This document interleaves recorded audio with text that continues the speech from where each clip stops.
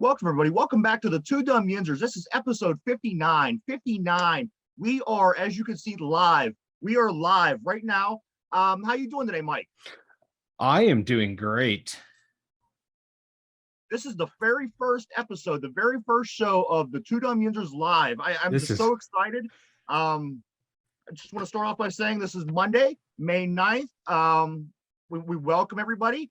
This is something new to us, so bear with us. I think we're going to do an okay job, but just hang in there, and we'll give us the best we possibly can. You have a nice weekend, Mike. I did. My Saturday was kind of crazy. Woke up at midnight. Had to be at work at 2.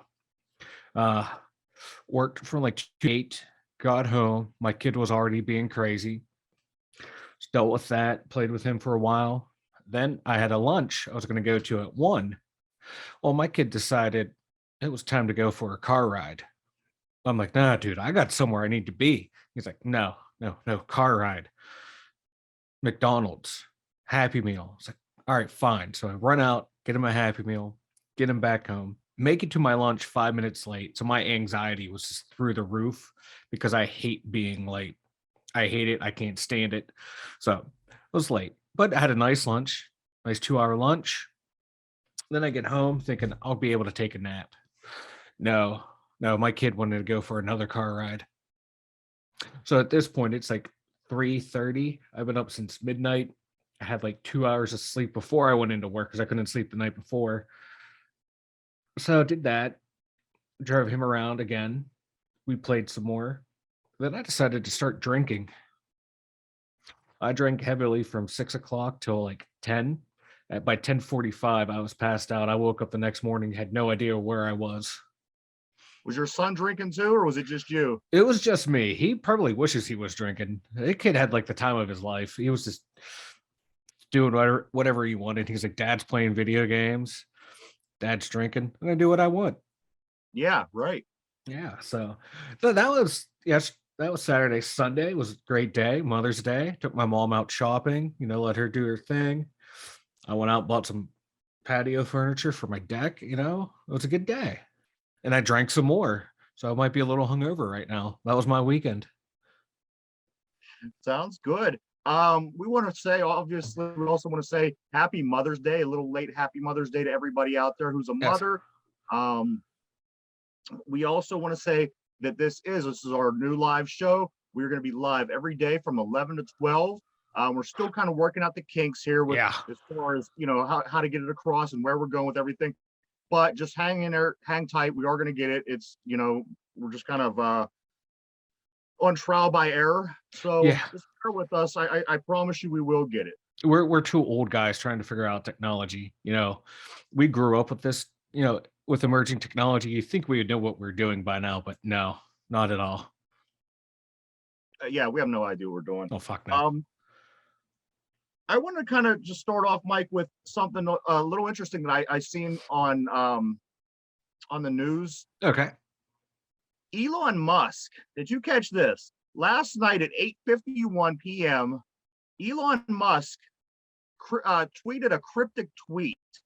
It says, quote, "If I die under mysterious circumstances, it's been nice knowing you," end quote. I don't know what to make of that. However, it's an interesting. It's just interesting. He's an interesting person, and then he just bought Twitter, and you never know what's going on with this guy. But I caught it last night. I was going on Twitter and I seen that actual post, and then I thought to myself, okay, well, it's I didn't really pay too much mind, and then I woke up this morning and seen it in a news feed online. And I thought, you know what? I might as well just bring this up to see what Mike thinks about it. Attention whore seeks more attention. That's my take on it. The guy never gets too much attention for himself. He wants all the attention on him. It's more or less him trying to be funny because, I'm taking over Twitter and, people are trying to always censor people on Twitter. So I'll take it over. And if I die, it's because they didn't want me to allow people to say what they want to say on Twitter. It's just attention whore needs more attention. That's what I get from Elon. I'm reading some of the comments, and some of the comments say, he's an AI. Some of the comments say that he's an alien, and his alien parents are, if they come back and Oh God. get him, and Please so take all him these away. crazy. Please take What's him. that? They need to take him and get him far away, far, far, far away. I just thought that was pretty interesting. I don't know. I personally think he's an interesting person. I know that you have your opinions as well. Yeah. But it's just he's I don't know. He's a billionaire who was born on third base, thought he hit a triple, and I don't know. Like he used to be cool, but then he completely lost his fucking mind. I still don't mind him. I like him. He entertains me. You know what I mean? As far as anything else, I really don't give. He is entertaining. It's just the whole thing around him is entertaining too. Like his fanboys, his detractors. It's just so much fun to watch. But personally, I can do without him. But the entertainment value is there. You can Absolutely. Just sit there and laugh at everyone involved.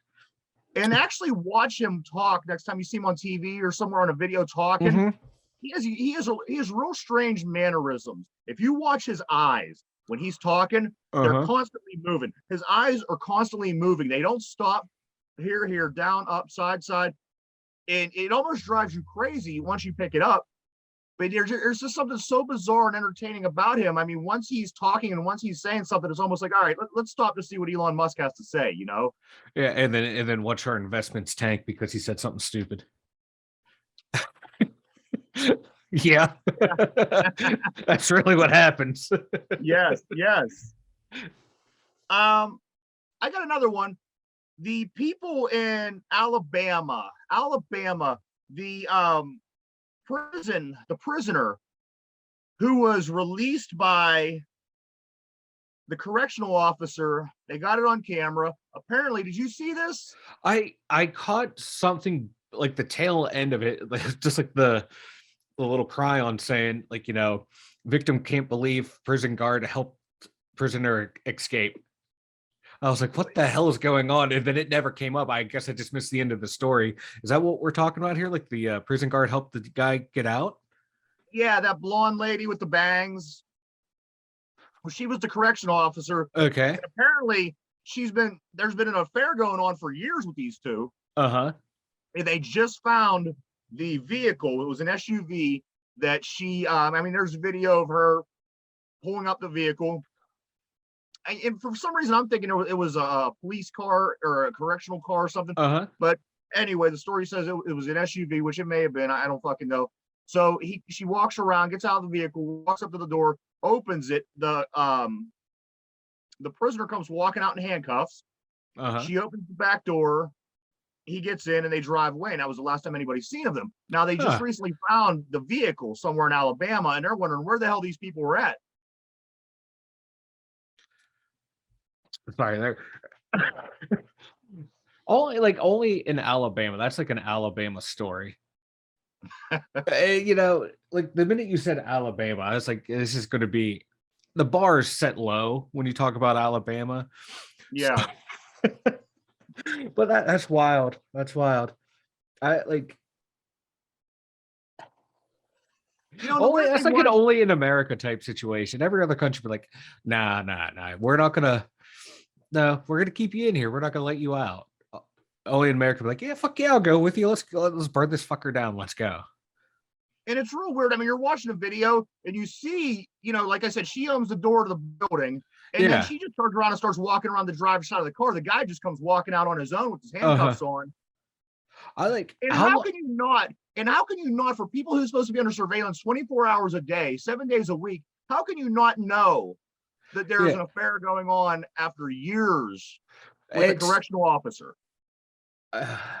They probably, I guarantee you, people probably knew. They just didn't care. Right. They're probably like, everyone there probably like hates their job. And they're like, you know what? At least someone's having fun at work. I tell you what, being a jail guard will be tough. I mean, I know a few guys who are, and I don't think that's for everybody. I mean, for myself, you have to walk around and tend to these caged people, and you don't know what they did wrong. You don't know if they're good people, if they're bad people. I would have a difficult time doing that job, I think. Oh, I wouldn't do it. I would like, F this. Like, I'm out. Yeah. I like owning one of those private prisons though is like apparently the way to go. They're just money making machines. Really? Oh yeah. Like there's a whole formula to figure out like you get X amount of dollars per person from the government. You know that more or less keep them there and have each like per bed is broken down for like, okay, if you have X amount of beds, each one's used, you get this much amount of money per day for everyone. You multiply that out, per month, per year, and yeah, they're just money making machines is what these prisons are anymore. I was reading a couple articles on it. I was like, this is kind of like fascinating, but also kind of like depressing because they're just treating everyone as numbers anymore. They're just not even like prison numbers, they're just dollar signs. Is Just there another way anything to that make money. hasn't been? Is there anything that hasn't been taken over by money in this country? Is what I want to know. Uh so far, uh public restrooms are the only one that haven't been, but I'm waiting for one of those to come up to where you have to pay to go into a public restroom. Yeah, right. That's like the only thing I'm thinking. That's gonna be the next thing. That'd be shitty, huh? But yeah, that would be shitty. You know, You you're have to have sitting to at have like a loose change. restaurant They with, won't take they'll have the card reader. The card reader won't work. You put the dollar bill in, it's too crinkled, it won't take it. You put your coins in, it won't register the coins, it will eat them. Yeah. I think that's I what's just gonna think happen. that, you take a date out to, let's say the Olive Garden. You sit Uh-huh. there, you stuff your face for an hour, and then you get up and you got to shit like right now, and you don't have, a dollar bill or, Mm-hmm. change or whatever it might take to get that door open. That can lead to a sticky situation, man. That's gonna be a rough one. Or And you never as crazy as people are getting these days, somebody's gonna fucking pull their pants down and take a shit right in the Olive Garden. You just know it's gonna happen. You know Mhm. it's gonna happen. All the stories that I'm seeing leading up to this in the news tells me that somebody will be pooping right in the middle of the Olive Garden. Is this your way of warning us that it's gonna be you? You know what? It might be. If that's the case and that's what it comes down to, I may be the guy who poops in the Olive Garden. If there's someone who can do it, it would be you. I have faith in you. DoorDash, is becoming one of my new favorite things, Michael. Again, you're Again, still doing it. I am. Now here, all right, check this out. It was perfect, 3 for 3. I had no problems, no issues. Saturday night I went to order, okay? And I got my order in and it Uh-huh. says, we're preparing your food. We'll let you know when the driver gets here, yada yada yada. So about an hour later, Oh, past the time that it has posted that I should be getting my DoorDash food, I get another text message that says your food will be there. The driver's on his way. So I wait. Everything's fine. Not even, I'm not even really too pissed off or anything. mhm. So about a half hour later, I get another text that says your DoorDash has been canceled. Wow. But listen, hear me out. So I was a little pissed off, but you know what? I've had nothing but good experience with Yeah. DoorDash so far. So you know what I did? The very next day, I ordered again, and I said to myself, you know what? If everything goes well and it comes through right, no problems, I'm gonna be okay with it. And you know Yeah. what? The lady got here so fast. She was supposed to be within so much time, and she got here so fast, probably 10 minutes early. Uh-huh. And she brought my permani sub. I had my permani sub yesterday, or sandwich. I'm sorry, it was freaking delicious. So I do want to say, I still am on the DoorDash. I think what happened on Saturday night was when I ordered, I might have it was starting a little late. Now, Yeah. now, mind you, it still fell within the parameters of the time that is set. However, it was cutting really close, so I couldn't really get too upset because it was kind of if I would have been a little bit more prompt and did it earlier, Yeah. I might not have had the issue. So I wasn't too pissed. But I got my permani sandwich yesterday, and I was thrilled. Like I said, it got here 10 minutes earlier than the app even said she was going to be here. So you know what? That one fumble, one more than Najee Harris had last year. I'm still okay with it. DoorDash it's all right in my book, man. Until they really fuck me, Yeah. I think I really enjoy the DoorDash, man. I enjoy the convenience. You can get anything you want delivered to you. I love it. I've never had any problems with DoorDash, but there's a couple things with this story here. One, once again, you not being prompt with time. Yeah. Yeah, I was gonna throw that out there. Well, unlike today, I was the one who was behind on time today. And so I'm like a ball of anxiety right now. But two, you said that one fumble. That's one more than Najee had. That Yes. fumble that DoorDash had, they're in like that Juju James Conner territory of fumbling away key victories that keep us out of the playoffs. I'm just going to throw that out there. I don't. AB never did that. Lev never did that. You know what? Connor I and Juju did. I'm hold just it throwing against that out them there. yet. Just throwing. They do it one more time, maybe two more times, or something else gets screwed up. They're going to be in that level then. I'm going to throw them into the Lamar Jackson category against the Steelers as far as turnovers goes. 7 turnovers, no rushing touchdowns. They're going to be Lamar Jackson in my book. They're going to be James Conner doing nothing until he gets on a team that has multiple weapons to make him be one-on-one against the slowest linebacker and get all these touchdowns. All right. I see how it is. So that being said, I really do. I enjoy it. Yeah. If I had to pick any complaints, I would complain about just the app itself. I don't know if you're real familiar with it, but when you're ordering your food, the app's kind of slow. It just takes its time getting from one page to the next. You can hit the add button, and it literally takes about 10 seconds before it adds the item. Yeah. Which again, I'm fine with, but don't teeter with Lamar Jackson status, because you right now have Najee Harris status at DoorDash. I enjoyed my Permane sandwich, and I'm going to keep doing it. You can't get any more Yinzer right now. You got your terrible towel. You got your throwback Penguins jersey on. You're defending James Conner and Juju, attacking the Ravens, eating Permanes. You're like the typical Yinzer right now. I was gonna wear my James Conner shirt, but I thought that I would catch too much shit from you, so I went. Yeah. Since we have the big game tonight, we got a big game.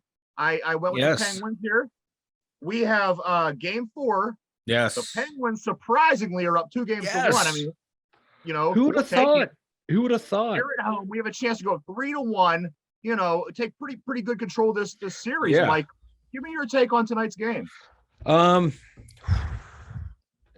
it's going to be a big test, especially for the I'm going to say for the defense and the just for like the whole team overall, because we got to Siskerchen last game. I think we even chased him from the net, if I remember correctly. I haven't had a chance to watch a single game because my sleep schedule is bedtime right as puck drop, because I work weird hours.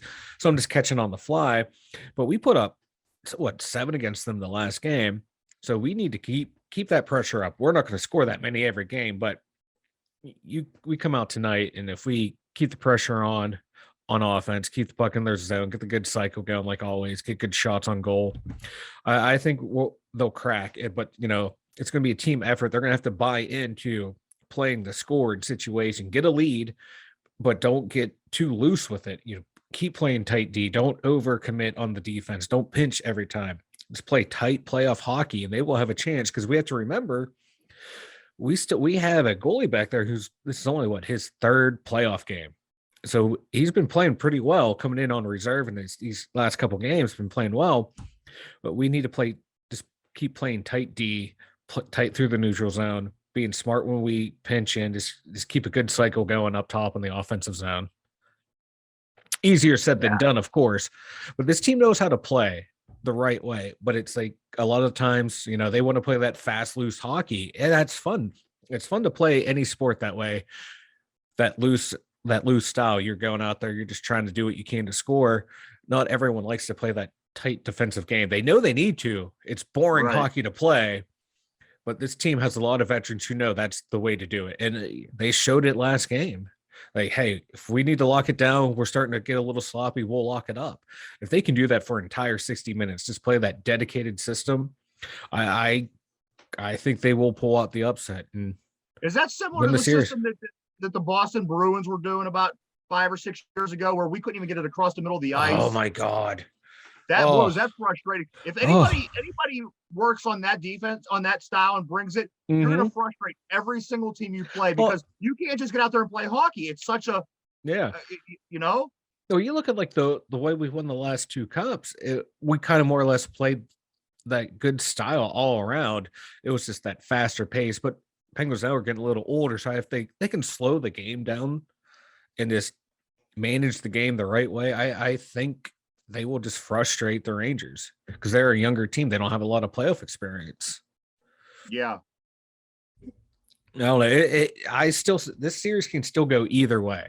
Even if the Penguins go up 3-1, I'm still not going to count out the Rangers because Yeah. we've seen teams lose 3-1. We've seen Penguins teams take 3-1 leads, and then next thing you know, they're on the wrong end of the handshake line. So it's gonna be a good. It's still going to be a good series. Hopefully, if they do win tonight, they take control.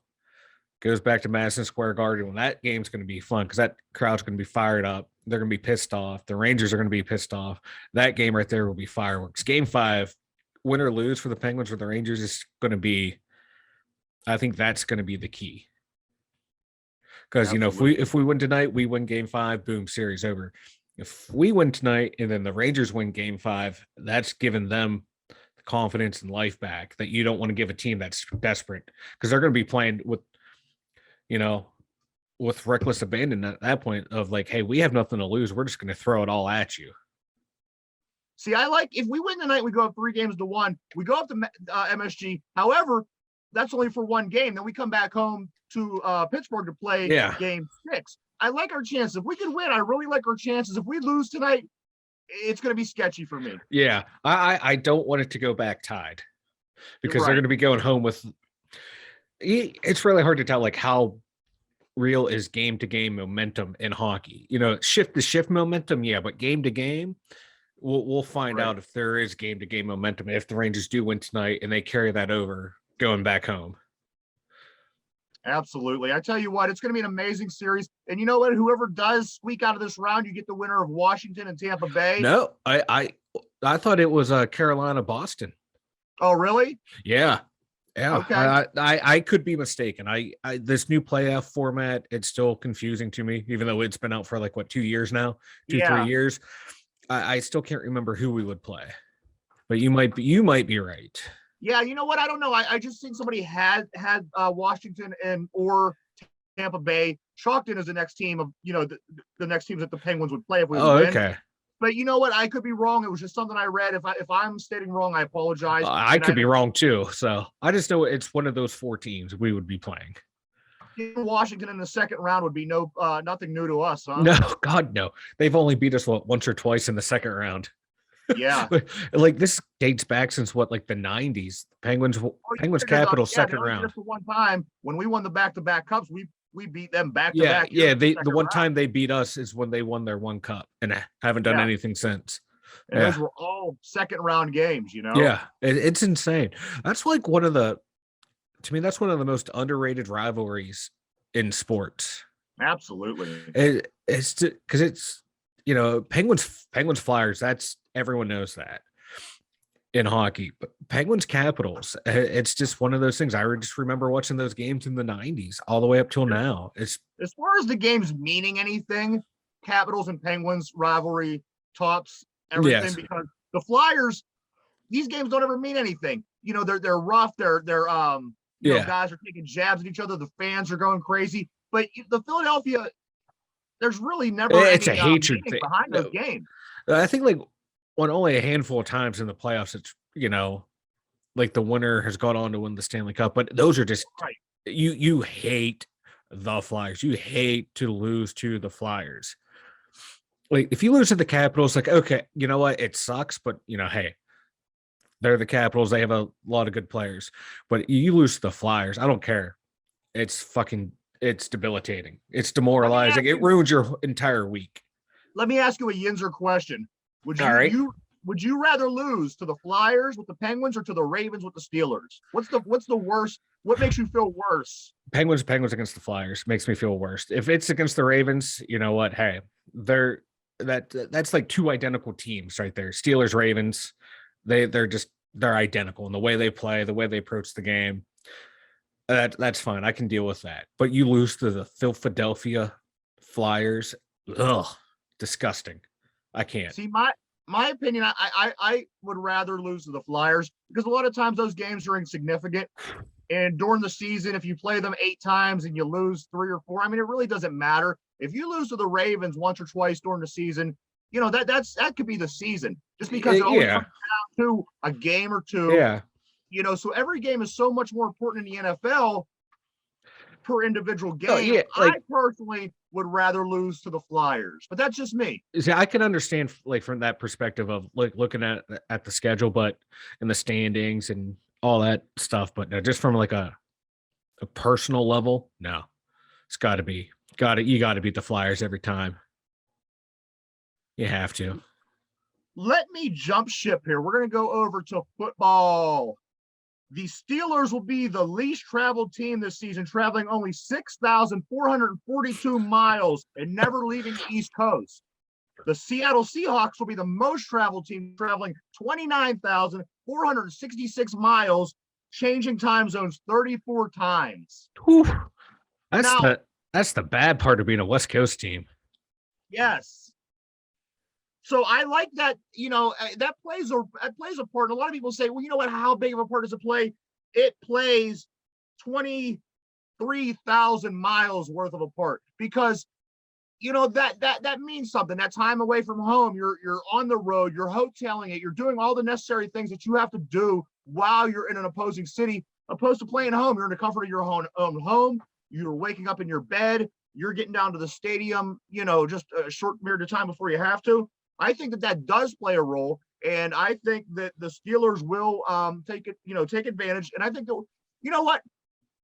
I'm going to say we're going to have a good season this year. I'm not going to say it's because of this, but I think that this will help.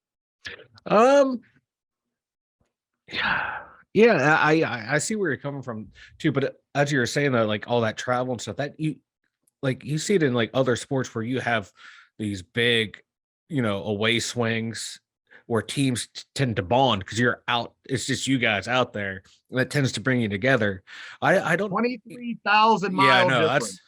That's a lot, but it's not like in like hockey and baseball where you're gone for like a whole week. You're traveling and like playing 4 or 5 games in a row. So yeah, I can see it. Yeah, with football, yeah, it might be harder. So hopefully, I don't know. Hopefully that will work into our advantage because I'm just surprised we have no West Coast games this year. Yeah, everybody that we're playing from out that way is coming here, and it just works out that way. That's hey, I'll take any advantage we can get this year because we're gonna need it. What's been difficult for me? What's been difficult for me, Mike? Accepting the fact that we're playing 17 games. You don't know how many times that I've just tried to put the records together into my head. I think it always comes down to me going, well, wait a minute, we play. It shouldn't be that complicated. We only added 1 game. But we're so used to doing just adding 16.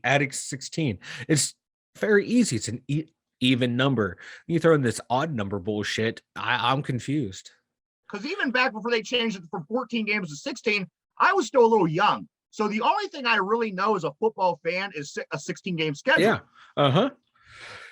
And it's so, like I said, it's easy to do the math. Like you said, we've known it forever, but that one game, it should not be that difficult for us. If I'm predicting the Steelers are going to go 11-5, like that's what I would have done my whole life, and then I realized, oh shit, we had the extra. That's 11-6. I have to sit there and think. I'm thinking, well, wait a minute, it shouldn't be that difficult. Yeah. Hopefully we get another tie this year, so then that extra number is just thrown out the window, and we can do our simple math again. Yes. Hey, that tie got us into the playoffs last year. Oh, Mason Rudolph can't throw the ball 5 yards.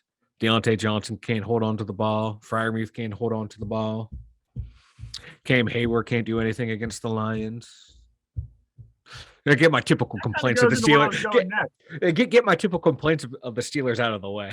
I'm going to start getting you your Browns gear here for the next holiday because I've heard you badmouth the Steelers way more than the Browns since I've known you. Well, the Browns suck. Everyone knows that. I'm sorry. I hold the Steelers to a high level. Certain players have to reach that threshold that, we put these players up on a pedestal of, they're great. But when they don't do well, and I point it out, I'm the asshole. Not the player for not doing well against the crappy teams. I'm the asshole for pointing it out. That sounds about right. And I'm okay with that. Don't bother me none. Yeah, but I will sit there when they make a great play. I'm like, yeah. That's what you're all about. That's what you're all about. That's why I like you. I'm the biggest hypocrite when it comes to the Steelers. So Mike Tomlin looks forward to fierce competition between the three quarterbacks in camp this year, between Mitch Trubisky, Kenny Pickett, and Mason Rudolph. I'm going to call it the fatal three-way. I think it's going to be a great competition between the three. I'm going to go ahead and I'm going to say I think that Mitch Trubisky wins this competition in preseason. But hear me out. I think that this season is going to be eerily similar to Ben's rookie season. I think that Trubisky's going to win that title or that position. I think we're going to go in maybe in the first 3 games. Something's going to happen. I think it's going to be an injury. Don't mark my word. I think injury. Trubisky's going to go down, and Pickett is going to get the call, and it's almost going to be, like I said, so eerily similar to the way the Ben situation and Tommy Maddox went down that we're going to be like, this is our guy. This is what's going to happen. We know just because we went through this. Obviously, we don't know the future, but I think that that's really going to make fans really Pickett crazy moving forward. I think if Trubisky gets the nod, that's going to split the town a lot because, Kenny Pickett went to Pitt. They're going to want him no matter what. And the first incompletion, the first 3 and out, the first interception, the first sack against Trubisky, the fans are going to be livid. They're going to be chanting, Kenny, Kenny, Kenny. So I think that's how it's going to go. I think Trubisky will win it, but he won't have the support of the fans, and he's going to go out there and just that first incompletion is just going to be boos cascading down. See, I think that his performance is going to be okay. Whether he takes a sack, whether he throws a pick, I think his performance is going to be fine. I think he will be fine. It's that the fans won't. You're right. And he's a leader. He's been there before. He's actually had really good numbers on a bad team. I think Trubisky's going to be fine. I think the thing that's going to derail that whole thing, I believe it's going to be an early season injury. I don't know why. I just have this heart feeling. And if I'm wrong, I'm wrong. But it's just something that I see that, like I said, it could be so damn eerie if that would happen. Even if it was in the second game of the season, I don't know who and when we play Baltimore. But if we win the first game and then play Baltimore in the second game, get our asses kicked, and then Trubisky goes down with an injury. That could happen, but I don't see that run of victories that Ben had and the comeback wins happening. Right. I just don't. I hope I'm wrong. I really do hope Pickett does well just because, he's going to be my team's starting quarterback. I want him to do well. Do I think he's going to do well? No. Do I think Trubisky's going to do well? Yeah, I think he's going to be what he is. He is what he is at this point in my eyes. He's just going to be that mid-tier quarterback because there's only a handful of really great quarterbacks in the league, and then there's a log jam from like 10 to 20, or even probably like from 8 to 20. There's a log jam of quarterbacks. I hope that these new receivers coming in really light a fire under the ass of the receivers that we already have. Yeah. Because the talent that's coming in right now, as far as receivers, they're looking damn good. And I'm reading a lot of good things, especially about the second round pick and then Calvin Austin the third later on. I'm hearing really good things about these guys. Me too. I think it's going to help the other two. And I think we have a new wide receivers coach. So that's going to help too. Getting everyone starting fresh over, like, hey, wipe the slate clean. Let's just go from here and move forward. And I think there's going to be a lot of good competitions competition, will either bring them together or make them mad at each other. But I think, they're going to bond over this competition. And the way like Chase Claypool, he announced that pick and he saw it was a wide receiver. He was pumped about it. So he's like, all right, we have another guy coming in here with us.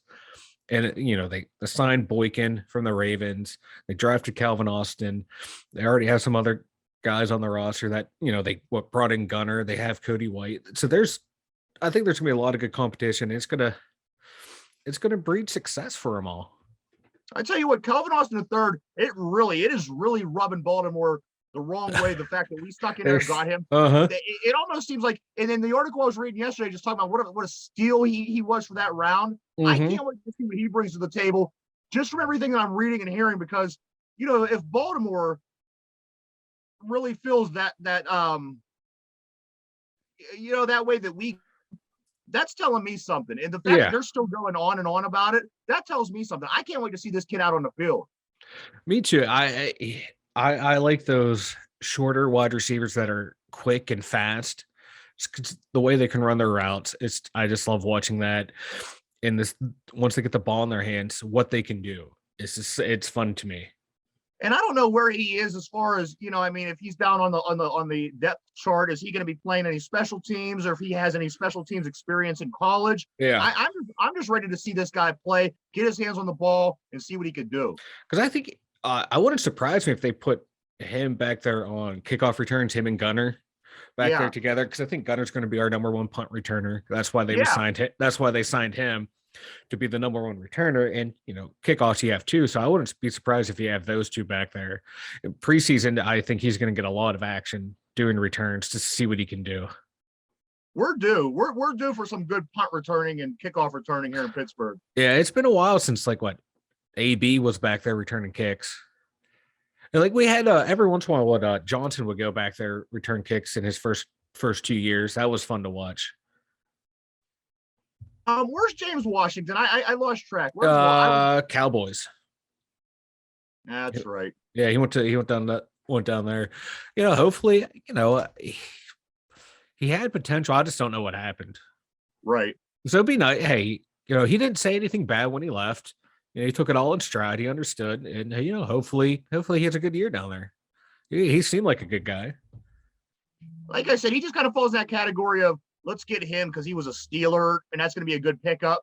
But if he goes down there and just doesn't really take off in Dallas, which I don't think he's going to. He never really, he had some big plays, but and like I always say, it always comes back to consistency in the NFL. Always, anybody who's consistent is successful.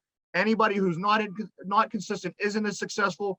Obviously, I can't wait to see what some of these other receivers do. Juju in Kansas City, Washington down in Dallas. I think that's going to be an interesting watch as well.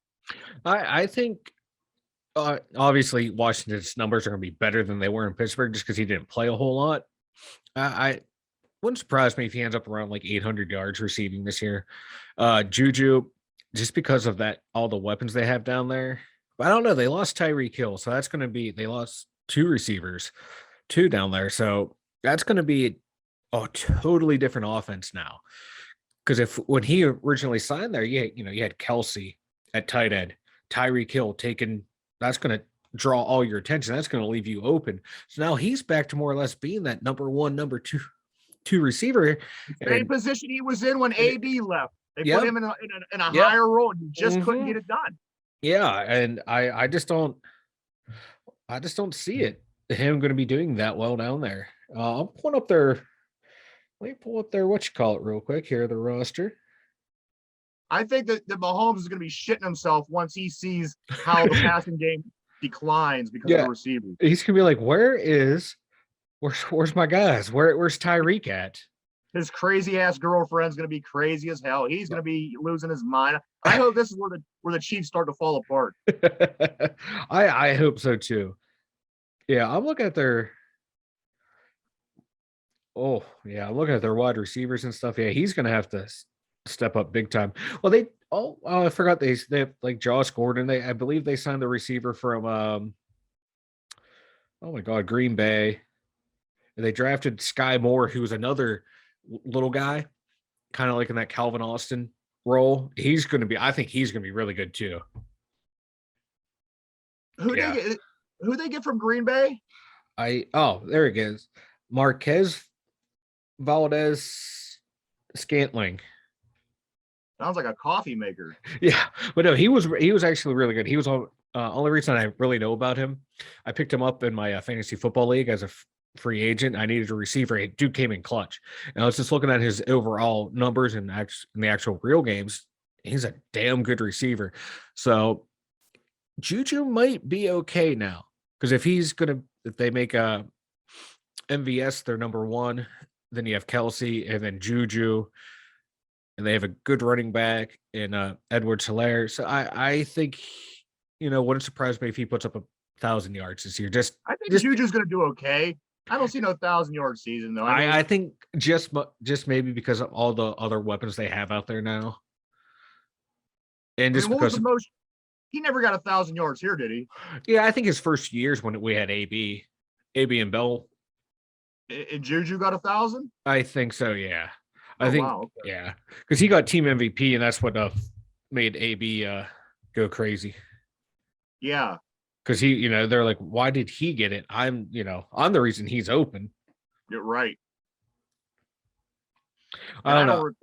I don't I recall any season that Juju really outperformed Antonio Brown. not really. No.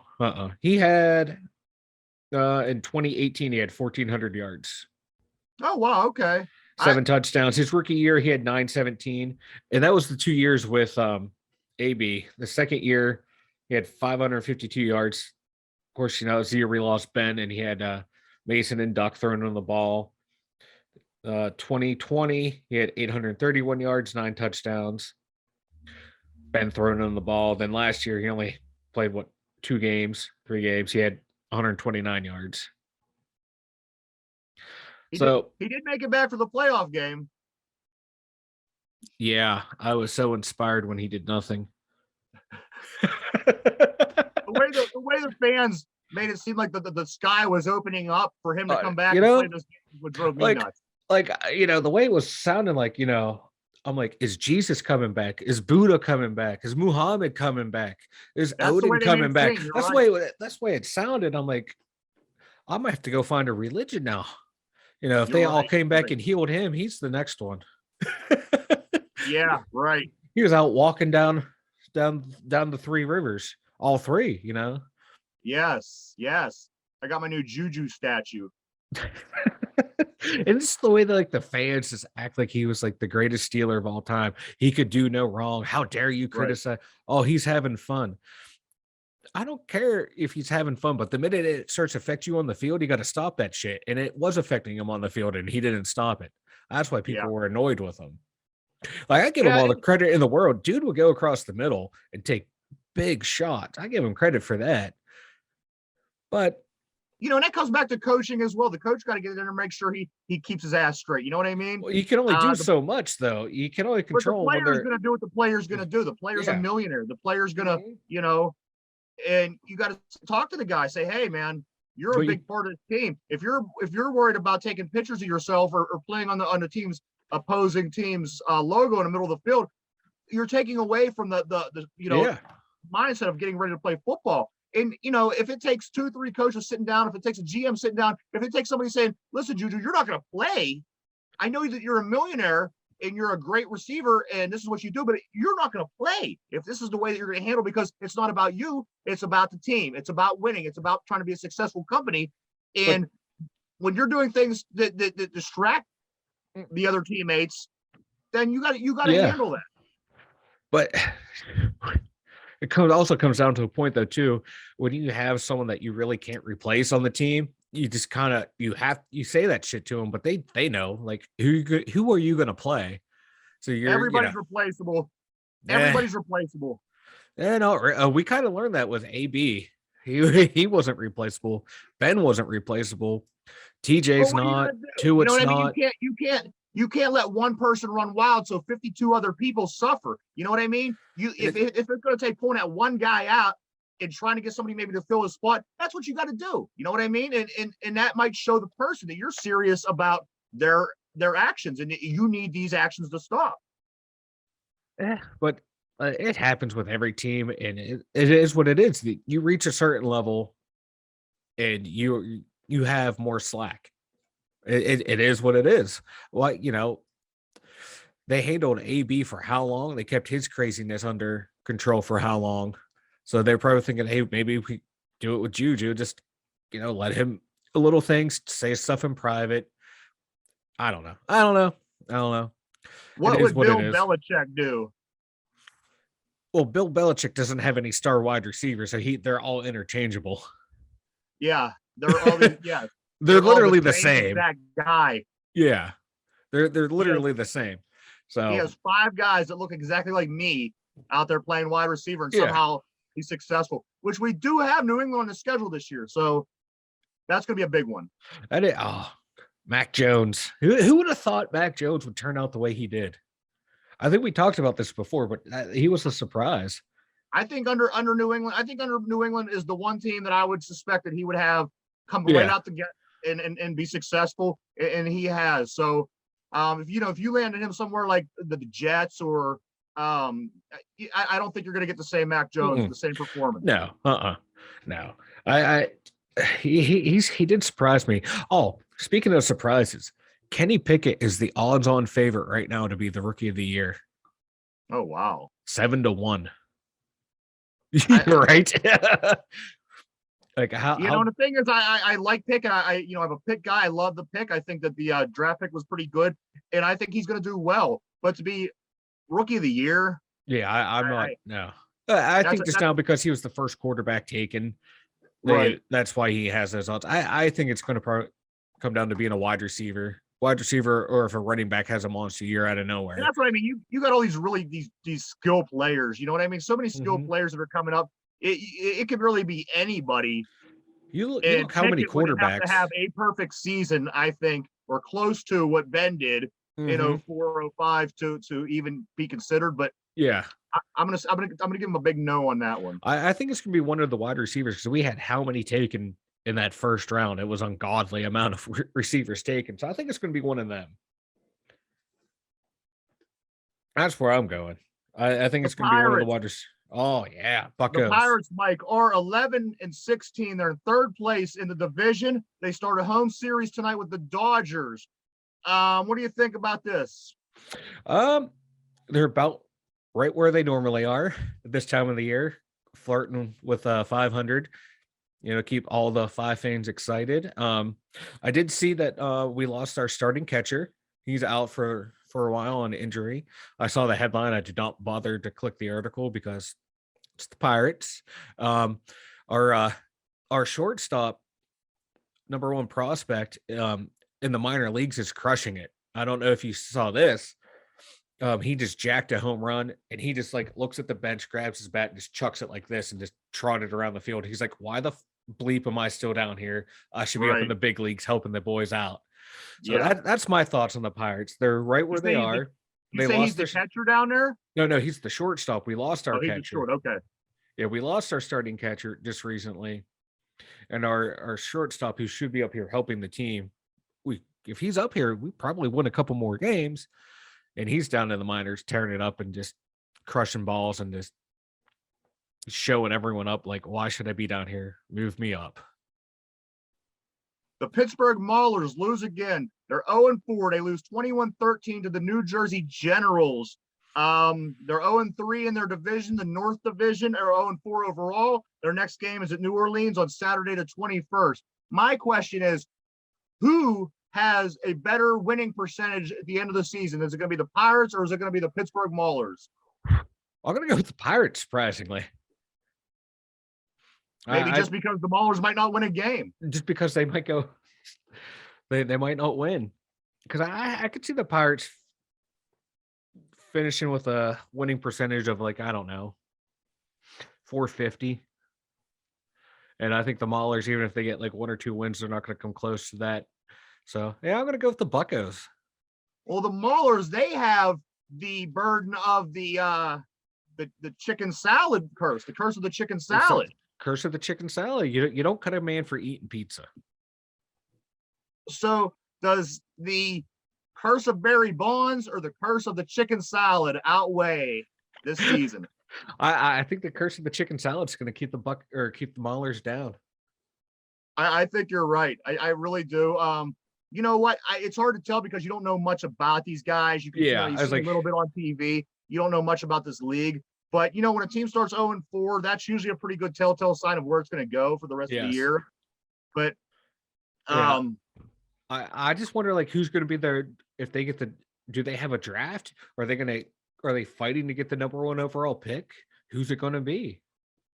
I don't know, but I do know the one year that we did play back in the early 80s, we were really bad. And I want to go back maybe later on today to have the numbers for you tomorrow. But I want to see the comparison between that season and this season for the Maulers and see which one is worse. I'm still going to say it's this one. It's the curse of the chicken salad. It's not looking good. I tell you what, we come back home and start playing football in Pittsburgh next year. It's going to be interesting to see where the fans support these guys. Do you have to have a winning football team for the Maulers to be a success in Pittsburgh? It's not the Steelers. So, I mean, is there a different, what do you think? What's going to be the future? You have to be a winner in Pittsburgh for the town to support you. I mean, look like when Yeah. the Steelers, like this year, people weren't showing up because they lost a couple games. Look what happened. The Pirates don't win, no one shows up. The Penguins don't win, no one shows up. Pitt doesn't win, no one shows up for basketball or football. You have to win in this town because Right. we're spoiled. We are. Absolutely. We support the teams, but we won't show up like when they're losing. You have other cities where teams consistently lose and they consistently sell out. Yeah. That's a kind of dedication that we don't have here. Like if Yeah, you're I not mean, winning, if you're not winning, we're not going to show up. It's a fact. Right.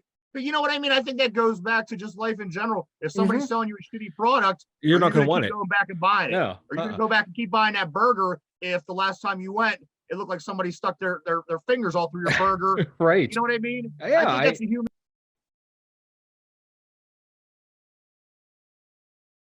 Oh, Ryan's dying over there.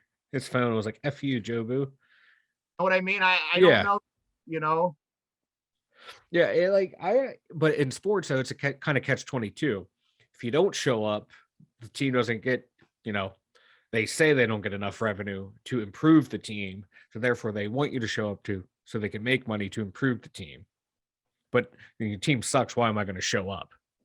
Especially a team like the Pirates where you're rebuilding for 30 years. I mean, how much do you support a bad team and the owners not keep their end of the deal? Yeah, well, you look at Pirates fans, they are some of the most delusional fans out there. Like at least the diehards, they show up nonstop every year thinking, oh, this prospect's going to be the one to put us over the top. We just have to wait. Right. So they'll continue to spend money. There's people out there that are diehards that will show up, but a lot of the fans anymore, like, no, you have to prove no matter what team you are that you're going to win and will show up. Michael, we have today, May 9th, we have Morgan Gruber from American Idol. We spoke to her earlier this year in an exclusive interview. She's going to be at Mike's Main Street Bar at 708 Lawrence Avenue, Elwood City. That's tonight, guys, 6:00. Get down there and see Morgan Gruber. Tomorrow, Bigfoot, the official release. They've been out doing premieres. They've been out visiting movie theaters, drive-in movies, everything. These guys been out really putting in the work, promoting their movie. That comes out tomorrow. All new Bigfoot, the sequel. In the meantime, if you want to check it out, you can go to Bigfoot.com, BigfootTheMovie.com. You can learn more about these shows, and there's also a lot of merchandise you could get on and check out. Also, Mike, Saturday the 14th, the Great Vibes and Road Life Tour. Hit 'em Hard Music will be performing down at Karen's Pub at 2341 Chaplin Street, Wheeling, West Virginia, 26003. Get down there, see the guys this Saturday in West Virginia. And also, less than 3 weeks away, we have the Memorial Day Jump Off at Frank's Grill, 1111 7th Avenue, Beaver Falls, Frank's Original Grill. Get down there. You got Hit 'em Hard Music, many other rappers. I see this morning a couple more names were added to the list. And the big part of this show is the two dumb Yinzers are going to be there. We're going to be hosting the show. We're anything but young. And you want to get down there, enjoy yourself, come down and see the talent. There's going to be so many talented rappers down there. It's going to be from 9 to 1. It's going to be $10 to get in, and security is going to be tight. Be sure to leave the bullshit at home.